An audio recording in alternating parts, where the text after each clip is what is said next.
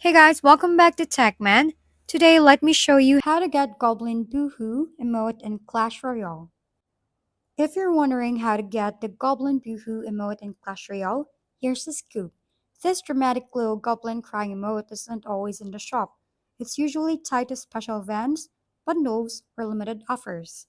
One of the main ways to grab it is through seasonal challenges or global tournaments where exclusive emotes are often given as milestone rewards.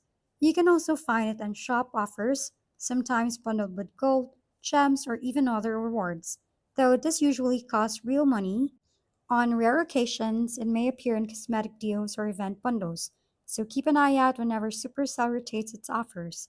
In short, patience is key. Watch for seasonal challenges, shop bundles, and special promotions, and you just might catch the Goblin Boohoo emote for your collection. If we've been helpful, kindly give us a thumbs up, and don't forget to hit the subscribe and bell button for more contents. For any questions and suggestions, comment down below.